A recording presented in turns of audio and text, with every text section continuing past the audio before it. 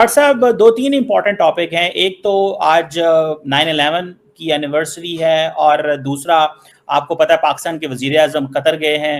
Doctor साहब, कितना ज़्यादा जो आप समझते हैं कि जो अरब वर्ल्ड है वो कमज़ोर नज़र आ रही है, उनकी क्या पोजीशन आपको नज़र आ रही है? आलम इस्लाम के अंदर कहा जा रहा है जी इकट्ठे हो जाना चाहिए। पाकिस्तान के वजीर आजम भी वहाँ पे मौजूद आज गए हुए थे, अमीर कतर से उन्होंने अपनी हमदर्दी का इजहार किया है। चीमा साहब, सबसे पहले तो सितंबर 11 देखें, एक मैं समझता हूँ ह्यूमैनिटी के लिए एक ट्रेजेडी थी। जिसने भी उन्हें मारा, ज्यादती की गई है, उनका nothing to do with American foreign policy और बड़ी चीजें हैं। लेकिन मैं अब आगे चलना चाहूंगा इससे कि मैंने देखा है चीमा साहब कि आज सितंबर 11 के बाद जो कुछ भी हो रहा है, सितंबर भी उसी का हिस्सा है। आज बड़ा अच्छा है हमारा टॉपिक है, क्योंकि दे आर इंटर रिलेटेड। आज भी वी आर गोइंग थ्रू सितंबर 11 अगर कहा जाए तो। जिस तरह कहते हैं ना कि ऑपरेशन सिंदूर जो है वो मेरे ख्याल है अगले 25 साल चलेगा, इसी तरीके से सितंबर 11 मेरा ख्याल है अभी तक चल रहा है। चीमा साहब, उसमें क्या हुआ, और मैं अर्ज करना चाहूंगा कि ऑपरेशन सिंदूर जो है ये हमारे आज के लीडरान ने नहीं शुरू किया। ऑपरेशन सिंदूर शुरू हुआ था जिस दिन पहला मुसलमान भारत में आया था, यूनाइटेड इंडिया में जो पहला आ गया था ऑपरेशन सिंदूर, उसके बाद शुरू हो चुका था। आज वो एक्सट्रीम पकड़ता जा रहा है, क्योंकि बावर करा दिया गया कि हर मुसलमान टेररिस्ट है, हर मुसलमान बुरा है। जो एक हिंदू करता है मुसलमान उसके उल्टा करता है, ये उनको बावर करा दिया गया। तो वहां पे ऑपरेशन सिंदूर उतना अरसा जारी रहेगा जब एक भी मुसलमान अखंड भारत के अंदर रहेगा, वो ऑपरेशन जारी रहेगा। इसकी तो फिक्र खैर मेरे ख्याल में करनी नहीं चाहिए। तो फिर हालांकि हर चीज को आपने एक बावर करा दिया ना, कौम को आप बताना चाहते हैं कि इस्लाम मुसलमान बुरे हैं।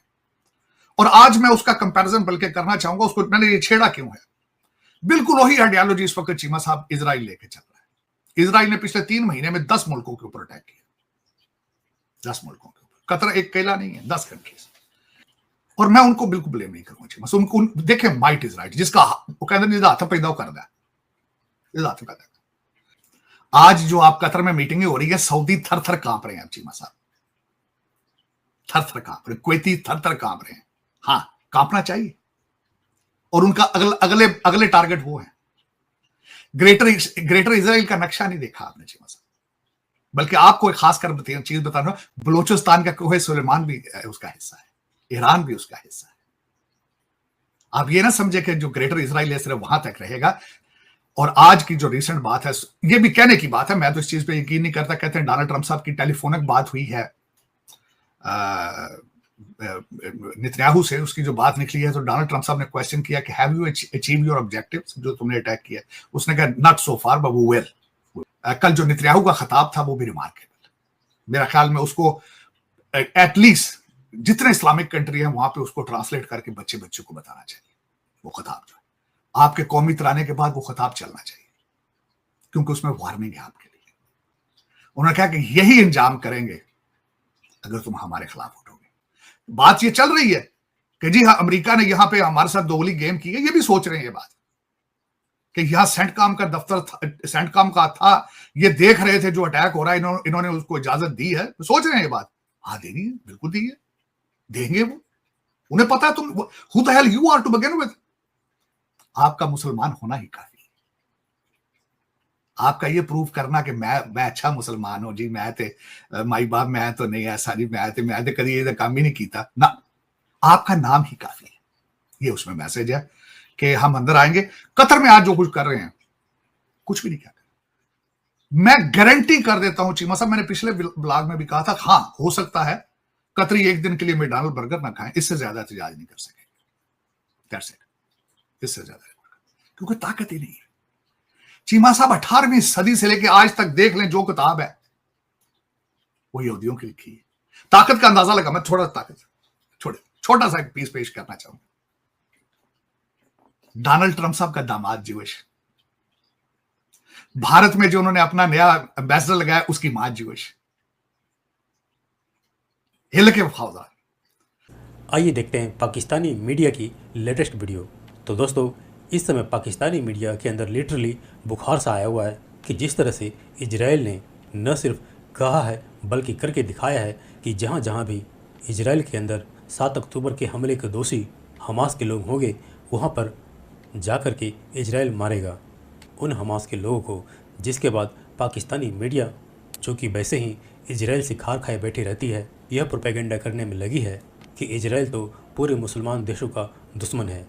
लेकिन इसी के साथ साथ पाकिस्तानी इस बात से भी घबरा रहे हैं, क्योंकि अब जिस तरह से भारत ने न सिर्फ ट्रंप के आगे मजबूती से खड़ा रहा, बल्कि अब जो संकेत आ रहे हैं खुद अमेरिका की तरफ से, जिससे लग रहा है कि वो भारत के साथ अब अपने रिश्ते सुधारने में लगे हुए हैं। और ये भी संकेत आ रहा है कि शायद डोनाल्ड ट्रंप क्वाड समिट में शामिल होने के लिए भारत भी आ सकते हैं। और इन सब घटनाओं को देखते हुए कई पाकिस्तानी यह तक कह रहे हैं कि इजराइल भारत को अमेरिका से दूर नहीं होने देगा। तो दोस्तों, आइए देखते हैं आज की इस पाकिस्तानी मीडिया की वीडियो को। साथ ही आपसे रिक्वेस्ट है कि प्लीज़ चैनल को सब्सक्राइब करके हमें सहयोग दें। Thank you. जानिब से इंडिया को एक बड़ी खुशखबरी मिल गया। इंडिया और अमेरिका के बीच जो एक कॉन्फ्लिक्ट है, लगता है कि वो डिसॉल्व हो रहा है।